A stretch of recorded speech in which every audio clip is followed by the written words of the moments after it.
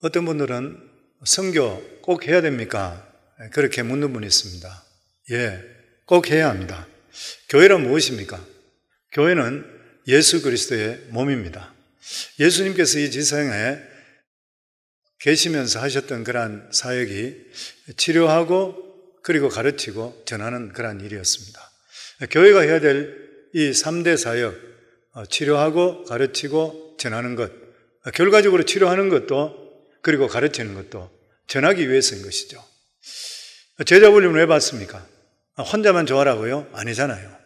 제자훈련 받는 그러한 목적이 자기 자신의 영적인 변화도 일으켜야 되겠지만 이것을 통해서 하나님의 살아계심을 나타내며 궁극적으로 예수 믿지 않는 사람들이 예수 믿게 만드는 것이 바로 목적이 될 수가 있어야 되는 것이에요. 그렇기 때문에 교회의 가장 큰 사명은 두말할 필요 없이 영혼 구원입니다. 복음입니다. 그래서 전도는 하나님의 마음이라면 선교는 하나님의 꿈이라 그렇게 이야기합니다. 하나님께서는 예수 그리스도를 이 땅에 보내주셔서 땅끝까지 복음이 전거되기를 원하시는 것이에요. 그런데 예수님께서는 팔레스타인에 거의 그 지역을 떠나시지를 못했습니다. 그리고 하나님께 성령을 이 세상에 보내주시면서 우리 각자 성령 받은 사람은 하나님이 주시는 꿈인 땅끝까지 복음을 전거해야 되는 것이에요. 왜 그랬습니까? 예수 모르면 지옥 가기 때문인 것이죠. 그래서 오늘날도 예수님께서 지옥의 길목에서 너희가 지옥 가는 것은 죄 때문에 가는 것이 아니라 나를 믿지 않아서 간다고 안타깝게 부르짖고 계시는 것이에요. 그래서 선교학자 이 제널드 앤더슨이라는 그런 사람 말하기를 불꽃 없이 불이 없고 선교 없이 교회 없다 그랬습니다. 무슨 말인 것이에요? 교회가 선교 안 하면 더 이상 교회가 될 수가 없다고 하는 것이에요. 그래서 우리 교회에서는 선교를 후원이라 이야기하지 않고 동력이라 이야기합니다. 왜냐하면 이것은 내가 뒤에서 돕는 일이 아니라 선교 나가 있는 분들과 기도로 물질로 함께 해야 되기 때문에 이건 동력이 되기 때문인 것입니다. 선교라고 하는 것은 영혼 구원뿐만 아니라 환경의 구원도 같이 이루어집니다. 성경에는 두 가지 큰 명령이 있습니다. 하나는 문화혁명이고 다른 하나는 선교 명령입니다. 문화혁명은 생육하고 번성하라 그랬습니다. 다시 말하면 영혼이 잘 되면 범사가 잘 되게 되어 있다고 하는 것이에요. 그래서 영국의 역사학자인 아놀드 토인비 박사는 그런 말을 했습니다. 사도 바울이 아시아에서 드로아에서 배를 타고 그리고 빌립보에 타고 가는 그 배 안에는 유럽의 문명도 같이 들어있었다. 유럽은 결과적으로 사도 바울의 복음이 들어감을 통해서 그 사람이 영혼도 구원받았을 뿐만 아니라 환경적인 변화도 일어났던 것이에요. 오늘날 수많은 나라가 아직도 가난하고 기아선상에 있고 그리고 또한 우상숭배로 무지 속에 있습니다. 이런 것에 하나님의 복음이 들어가면은 그들의 영혼도 구원받을 뿐만 아니라 환경 자체도 문화적인 혁명이 일어나게 되어 있다고 하는 것이에요. 그래서 어떤 분은 그런 이야기를 합니다. 선교는 제11계명이다. 우리가 10계명 받은 것이 아니라 11계명을 받았다. 저는 이 말에 대해서 전혀 부담감이 없습니다. 왜냐하면 선교는 그만큼 중요하기 때문인 것입니다. 그래서 선교에 대한 것은 지켜도 되고 안 지켜도 되는 것이 결코 아닌 것입니다. 그래서 오늘 몇 가지 왜 우리가 선교를 해야 되나? 여기에서 저는 첫 번째가 우리가 빚진 사람이기 때문이라고 생각합니다. 누군가가 우리에게 복음을 전가해 주지 않았더라면 우리는 구원받을 수가 없는 것이죠. 누군가를 통해서 우리는 복음을 받아들이게 되었습니다. 은혜를 입은 것이죠. 한국에도 수많은 선교사님들을 통해서 복음이 전거돼서 지금 그 복음이 우리에게까지 오게 되었던 것이죠. 그러니까 이 세상에 가장 귀한 축복이고 은혜라는 것은 예수 그리스도를 아는 것이잖아요. 그렇다면 우리가 빚진 자인 것이에요. 사람이 은혜를 받고 나서 잊어버린다면 사람일 수 없지 않습니까? 예전에 저희 교회가 버지니아 주총회에서 약 1600개 정도 되는 이러한 이 침례 교회에서 저희 교회를 21C라고 하는 그런 프로그램에 6개 교회 중에 하나로 셀렉트 된 적이 있었습니다. 자기들이 볼 때에 교회가 막 굉장히 부흥하고 이런 것보다도 과연 성경적인가 이렇게 해서 6개의 교회를 택한 적이 있습니다. 그리고 거기에 스태프들이 와서 한 달 동안 교회에 와서 영상도 찍고 그리고 교회 여러 가지 일들도 자기들이 기록도 하고 이렇게 하면서 리치몬드에서 주총회가 모였었는데 미국 목회자들 약 한 1,500명 정도가 모였었습니다. 그 중에서 6교회를 셀렉트해서 20분씩 인터뷰를 했습니다. 그러면 저희 교회에 대해서 20분 동안 인터뷰를 하면서 여러 가지로 물어보고 또 우리 교회가 선교하는 교회라 하는 것 때문에 관심이 참 많았습니다. 왜냐하면 결과적으로 교회에 궁극적으로 목표해야 될 것이 선교이기 때문에 그래서 훨씬 더 수천 명씩 되는 이러한 교회가 있는데도 불구하고 저희 교회를 택했다고 그랬습니다. 그러면서 거기에서 이제 오시는 그 목사님들이 또 나이가 많은 목사님도 계시고 이랬는데 미국 목사님들이 그렇게 묻습니다. 그렇게 이야기했습니다. 한국 교회가 기도를 많이 한다고 하는데 우리 그 미국 교회를 위해서 당신들 교회 볼 때에 어떻게 하는 것이 좋은 것인지 어떤 좋은 충원을 해줬으면 좋겠다. 그렇게 이야기했습니다. 그래서 제가 거기서 그런 이야기했습니다. 여러분들을 통해서 우리가 복음을 받았습니다. 많은 선교사님들이 대한민국에 와서 피를 흘렸습니다. 또 뿐만 아니라 6.25 동란 때에 3만 명 이상 넘는 미국의 청년들이 대한민국에서 죽었습니다. 여러분들은 복음도 갖다 주고 나라도 건져 주었습니다. 그런데 우리가 당신들에게 무엇을 가르칠 수가 있겠습니까? 저희들이 생각할 때에 감사한 것밖에 없습니다. 우리가 만약 할 수 있다면 미국 교회를 위해서 그리고 여기 있는 분들을 위해서 기도하는 것밖에 없습니다. 그렇게 했을 때 그분들이 기립에서 일어나서 그렇게 동안 감사하고 박수를 치고 그랬으면 왜 그런 것이에요? 은혜를 기억하고 있다는 것을 깨달았기 때문인 것이에요. 우리가 영원히 멸망할 수밖에 없는 정말 짐승 같은 삶을 살던 저희들을 예수 그리스도로 말미암아 구원받게 되었다고 하면 누군가를 통해 구원받았다면 저희들이 할 수 있는 일이 무엇인 것이요? 빚진 자의 마음을 가지고 살아갈 수 있어야 되는 것이요. 빚진 자로서 어떻게 살아야 돼요? 그래서 선교해야 되는 것입니다.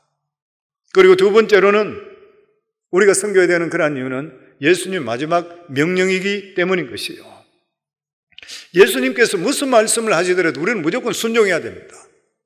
그런데 더더욱이나 예수님께서 마지막 성천하시기 전에 주었던 그러한 유언의 말씀입니다. 어떤 말씀보다도 중요한 것이에요. 예수님께서 땅끝까지 복음을 증거하라 말씀했습니다. 그렇기 때문에 우리 예수 믿는 사람은 두말할 필요 없이 주님의 말씀에 순종해야 되는 것이에요. 그리고 선교라는 것은 인간 형상의 회복이기 때문에 선교해야 됩니다. 아담 이후로 우리 인간은 하나님 관계가 끊어짐을 통해서 인간은 자기 자신을 잃어버린 존재, 정체불명의 존재가 되었습니다. 사람은 하나님의 모양의 형상으로 지음받았습니다. 그런데 하나님을 잃어버리게 되니까 자기 정체성을 잃어버리는 것이에요. 그래서 안 믿는 사람들에게 길 가다가 그분들이 물어보세요. 당신 누구요? 어디서 왔어요? 어디로 갑니까? 죽으면 어떻게 됩니까? 아무도 대답할 사람이 없어요. 왜냐하면 자기가 누군지 모르니까 그냥 눈에 보이는 대로 육안만 가지고 있지 영안이 떠있질 않았기 때문인 것이요. 그러나 예수님을 통해서 하나님과 관계가 회복되게 되면 정체성이 회복됩니다. 그래서 고린도후서 5장 17절에 보면 그런즉 누구든지 그리스도 안에 있으면 새로운 피조물이라 이전 것은 지나갔으니 보라 새 것이 되었도다. 성경은 정체불명으로 마귀에게 끌려다니는 그런 사람이 예수 믿고 나서 자기가 누군지를 정체성을 깨닫게 되는 것이 바로 성경인 것이에요. 인간적인 어떤 말을 듣더라도 우리 인생은 절대로 바뀔 수 없습니다. 변화될 수 없는 것이죠. 그런데 하나님의 살아계신 복음이 들어가게 되면 정체성을 발견하는 것이요. 내가 누군지 깨닫게 되고 내가 이렇게 살지 말아야 된다는 것을 자기가 깨닫게 되고 사람이 변화되는 것이에요. 누구의 힘으로? 성령의 힘으로 바뀌는 것이에요. 그래서 고린도전서 4장 20절에 보면 하나님의 나라는 말에 있지 아니하고 오직 능력에 있다. 그리고 성교는 자화상을 회복시켜주는 그러한 운동입니다. 아담과 하와가 하나님을 떠나고 버림받았을 때에 하나님을 바라볼 수 없기 때문에 자기가 어떤 모양인지 알 수가 없는 거예요. 자화상을 잃어버렸습니다. 그래서 눈에 늘 보이는 대로 그냥 따라가는 것이에요. 눈에 보이는 것이 무엇이에요? 돈 벌고 출세하고 쾌락 즐기고, 이게 무엇인 것이 마귀가 하는 일이잖아요. 그러니까 사람들의 마음속에는 마귀의 자화상을 가지고 있어요. 그러니까 부정적이고 비뚤어지고 질투하고 시기하고 이런 삶을 살아요. 그 인생이 낭패하고 실수할 수밖에 없는 것입니다. 그런데 이런 것들이 우리 속에 들어오면 들어올수록, 세월이 지나면 지날수록 우리 마음속에 뭐가 있냐면은 하나님을, 우리 조상 언젠가는 하나님과 만났던 선험적인 경험을 가지고 있는 양심이 있는 것이고, 그리고 이 마음속이 채워지지 않고는 진정한 기쁨이 없는 것이에요. 그러니까 허무와 공허와 이런 것이 채워질 수밖에 없는 것입니다. 우리가 너무나 잘 알고 있는 노인과 바다를 지어서 노벨상까지 받았던 해밍웨이, 그는 결혼을 다섯 번째 아내와 살았다. 4번 이혼하고 5번째 사람과 살았다. 돈도 많고 이쁜 사람과도 많이 살고, 그런데 그 나이 61세에 심한 우울증에 빠졌습니다. 그 이모님 인생이 뭔지 모르겠다는 것이에요. 자기 마음속에 허물을 견딜 수가 없는 것이에요. 이 전지학이 다 떨어진 그런 라디오 진공관과 같다, 그러면서 고백하면서 자기가 가지고 있던 사냥총을 입에 넣고 그 자살에 죽어버렸던 거예요. 세상의 모든 것을 가지고 있다고 생각했는데 하나님이 계시지 않고 삶이 뭔지 모르고 공한 삶을 살면 보기는 요란한 것이 보인다 하더라도 그 빈마음 속은 세상으로 결코 만족할 수 없어지는 것이에요. 그래서 예레미야는 이런 말을 했습니다. 내 백성이 2가지 악을 행하였으니 생명의 근원되는 하나님을 버린 것과 스스로 웅덩이를 팠으니 물을 보존하지 못하는 깨어진 우물이라. 깨진 우물은 물을 보존할 수가 없는 것입니다. 마찬가지로 하나님을 떠난 사람은 세상 어떤 것으로 영혼의 갈증을 채울 수가 없는 것이에요. 세상은 더욱더 갈증만 부추기는 것이에요. 자화상을 잃어버리고 살게 되면 자신이 사람인지 짐승인지 알지 못하는 혼돈 속에 삽니다. 그래서 하나님을 모르는 자는 짐승같이 살 때가 참으로 많이 있는 것이에요. 예수님 없는 삶은 혼미한 삶인 것이에요. 그런데 여기에다가 예수 그리스도가 들어오게 되면 자화성이 회복됩니다. 자화성의 회복이 무엇입니까? 내 자신을 알게 되고 하나님께서 나 같은 자를 얼마나 사랑하셨다는 것을 깨닫게 되면서 자기 자신의 소중함을 알게 되어 있는 것이에요. 그리고 자기가 얼마나 하나님의 걸작품이라는 것을 알게 되어 있습니다. 그러면 내 자신이 상처받았던 심령들이 치유가 되는 것이에요. 하나님의 놀라운 역사가 나를 통해 나타나게 되어 있는 것이고, 내가 무엇을 위해 살아야 될지를 깨닫게 되는 것이고, 그리고 또한 내 자신이 얼마나 귀하다는 것을 깨닫게 되어 있습니다. 그렇기 때문에 성교는 환경도 변화시킬 뿐만 아니라 우리를 살리게 되어 있는 것이에요. 그리고 무엇보다도 우리가 성교해야 되는 그런 이유가 뭐냐면 예수 그리스도 외에는 구원이 없기 때문인 것입니다.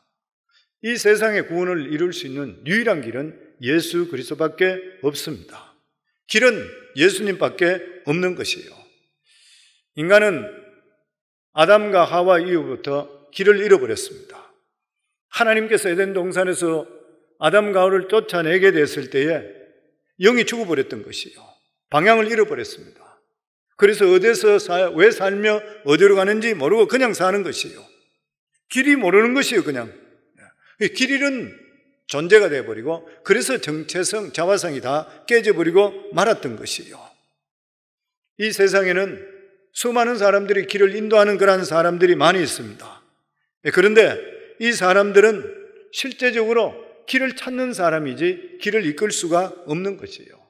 그러니까 공자도 이런 말을 했지 않습니까?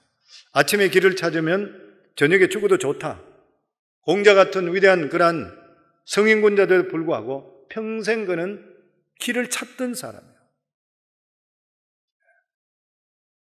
그러나 예수님께서는 내가 곧 길이요 진리요 생명이니 나로 말미암지 않고는 아버지께로 올 자가 없느니라. 예수님께서 내가 길이라 그랬습니다. 우리 인간이 결과적으로 살다가 가야 될 때 어디예요? 천국이잖아요. 그 천국에 갈 수 있는 유일한 길은 예수님. 왜 그런 것이에요? 예수님만이 천국에서 내려오셨기 때문인 것입니다. 이 세상에 천국에 인간이 올라간 사람이 없어요. 천국에서 온 사람이 없어요. 그런데 예수님께서 오셨는 것이에요. 그러니까 요한복음 3장 13절로부터 보면 하늘에서 내려온 자 곧 인자 외에는 하늘에 올라간 자가 없느니라. 모세가 광야에서 뱀을 든 것 같이 인자도 들려야 하리니 이는 저를 믿는 자마다 영생을 얻게 하려 하심이라. 하늘에서 내려온 인자 외에는 하늘에 올라간 자도 없자. 공자는 아침에 길을 찾으면 저녁에 죽어도 좋다. 석가는 길을 찾기 위해서 집을 놓아 10년 동안 방황했습니다. 그런데 예수님은 한 번도 길을 가르쳐 준 적이 없어요. 예수님은 내가 길이라 그랬어요. 예수 그리스도 믿는 것이 바로 길이란 것이에요. 주님이 바로 길인 것입니다. 바로 빛인 것이고 예수 그리스도를 믿음을 통해서 빛 대신 예수 그리스도가 우리 속에 들어오면서 우리의 이름이 천국 생명록의 이름이 기록되기 때문에 바로 예수 그리스도만이 길이 되는 것입니다. 예수 그리스도를 믿게 될 때에 하나님께 우리에게 주시는 용서와 의의 길을 갖게 되어 있는 것입니다. 그래서 예수께서 오직 내가 길이라 그랬습니다. 그리고 예수님이 진리라 그랬습니다. 요즘 종교화학이라는 그런 미명 아래서 종교다원주의가 자연스럽게 받아들여집니다. 구원에 이르는 것이 여러 가지 길이 있다 그렇게 말하는 것이죠. 그런데 성경에 우리에게 분명히 말씀하시기를 다른 일에서는 구원을 얻을 수 없나니 천하 인간들에게 구원받을 만한 다른 이름을 주신 적이 없다 그랬습니다. 철학도 윤리도 도덕도 사상도 시대와 그리고 시대의 풍조에 따라서 바뀝니다. 그런데 진리가 영원한 것은 영원 불멸하기 때문에 그렇습니다. 이 세상에 구원받을 수 있는 진리는 예수 그리스도밖에 없는 것이에요. 종교의 궁극적인 목적이 어디 있습니까? 천국 가는 것이잖아요. 성도는 왜 예수 믿어요? 예수 믿으면 잘 살고 좋아지는 것, 부수적으로 따라오는 것이잖아요. 우리 삶 속에 만약에 세상의 모든 걸 다 가지고 있다 하더라도 마지막 순간에 구원받지 못한다면 어떻게 할 것이에요? 천국까지 못한다면 어떨 것이에요? 오늘 수많은 사람들이 신앙인으로 믿음에 산다고 하는데도 불구하고 천국에 대한 소망을 잃어버리고 살 때가 너무나 많이 있습니다. 그런데 종교 예수 왜 믿는 것인가요? 천국 가기 위해서잖아요. 그래서 이 세상에 희생하면서 내가 하고 싶은 것도 하지 못하고 믿음 지키기 위해서 하는 이유가 영원한 천국이 나를 기다리고 있기 때문에 세상을 우리가 희생하고 살아가고 있는 것이에요.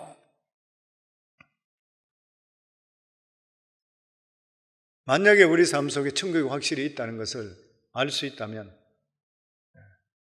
우리 인생의 삶 속에 모든 것을 다 거기에 투자하더라도 부족함이 없는 것이에요. 그러니까 성경에 보면 진주를 찾게 되니까 모든 재산을 다 팔아서 진주를 샀다 그랬잖아요. 그런데 죽었다가 살아나지 못하게 될 때는 죽음을 이길 수 있다는 확증이 없는 거예요. 그런데 어제 예수 그리스도만이 죽으시고 3일 만에 다시 부활하셨어요. 모하메드도 나이 60살에 여인의 무릎에서 죽었습니다. 소크라테스는 70세에 사약을 먹고 죽었습니다. 스가모니도 역시 80세에 죽었습니다. 그런데 예수 그리스도만이 33세에 죽으시고 3일 만에 다시 부활하셨습니다. 무슨 말인 것이에요? 죽음 건너편에 가셨다가 사망 권세 깨뜨리시고 다시 부활하시는 것이에요. 그렇기 때문에 예수님께서는 내가 진리라 그러시는 거예요. 그리고 마지막으로 선교는 우리가 하는 것이 아니라 하나님이 하십니다. 왜냐하면 주님께서 너희는 가서 모든 족속으로 제자를 삼아라 그랬습니다. 우리 자신들 한 사람 한 사람은 누구를 제자 삼을 수 있는 그런 사람이 못 되는 것이에요. 우리 능력으로는 불가능한 일인 것이에요. 주님께서 가라 그랬으니까 순종만 하면 돼요. 그리고 우리는 전하기만 하면 되는 것이에요. 저희들이 할 것은 예수 믿으시라 그러면 돼요. 믿는 자에게 하나님의 자녀가 되는 권세가 있습니다. 전하기만 하면 돼요. 그 이후에는 주님께서 일을 해 주시는 것입니다.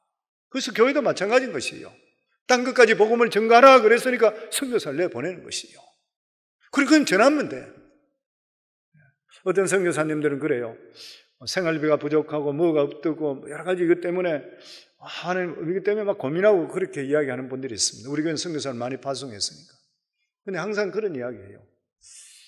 보내는 분이 소명받은 것이 확실하다면 보내는 분이 책임져 주신다. 저는 목회도 마찬가지라 생각합니다. 하나님께서 불러주신 것이 확실하다면 그 목회 책임도 하나님 져주시는 것이에요. 그런 마음을 가지면 되는 것이에요.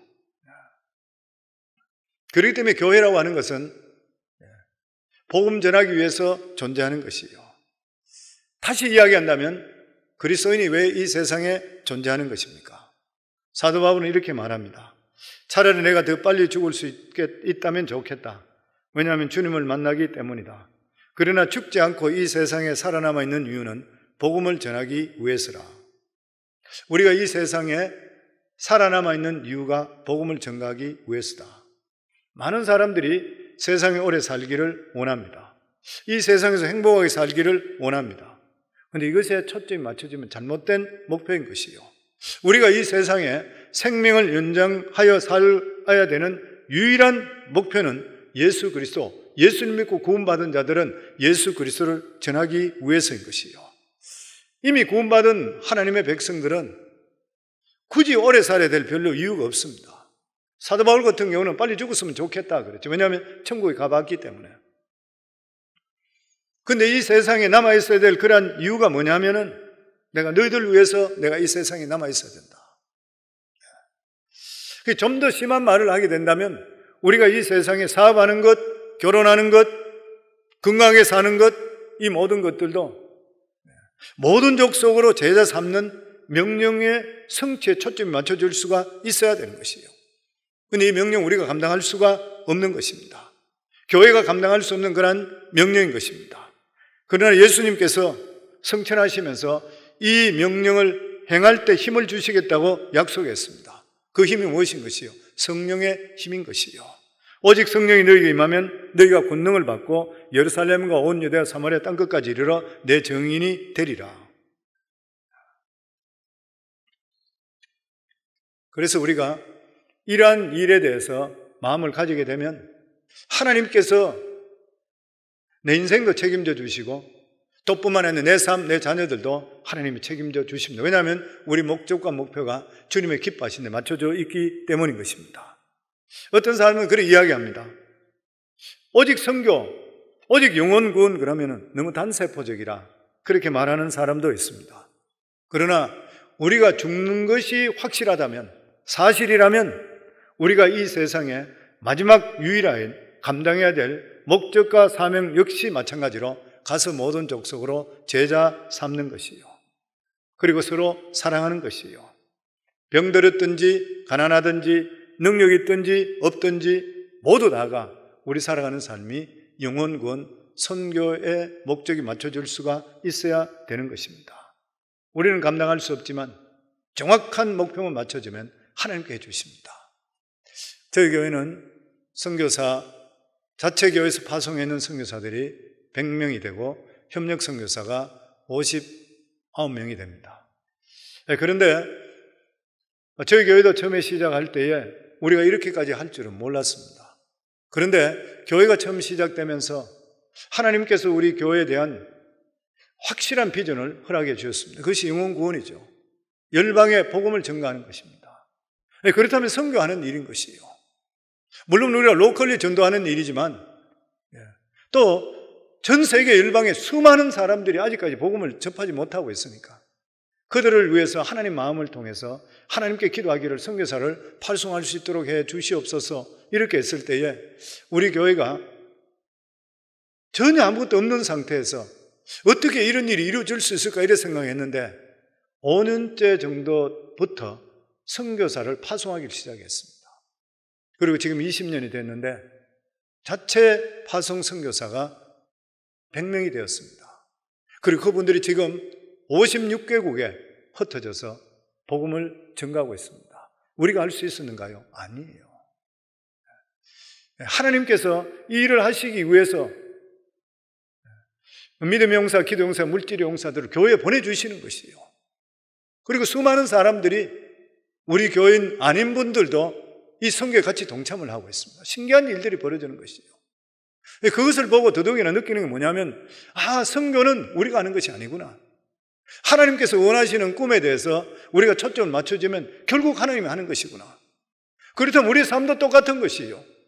저희들이 살아가는 모든 삶도 초점이 하나님께서 기뻐하는 데 맞춰주게 될 때는 내 사업, 내 자녀, 내 건강 이런 걸 하나님 책임져 주시게 돼 있어요. 왜냐하면 예수 그리스도로 말미암아 구원받은 하나님의 자녀들은 우리 자신이 것이 아니라 하나님 것이라 그랬거든요. 우리 주인은 하나님이신 것이에요. 그렇다면 하나님께서 우리 삶을 책임져 주시게 되어 있는 것이고 모든 일에 합력해서 선을 이루어 주시게 되어 있는 것입니다. 저는 오늘 이 시간에 교회와 선교에 대한 그러한 주제에 대해서 말씀을 전개해달라는 그러한 부탁을 받았습니다. 교회는 선교하지 않는 이상은 교회를 할 수가 없습니다. 왜냐하면 하나님의 꿈이기 때문에 우리가 먹고 마시고 끝나버리면은 그게 어떻게 하나님의 꿈을 이룰 수가 있겠습니까?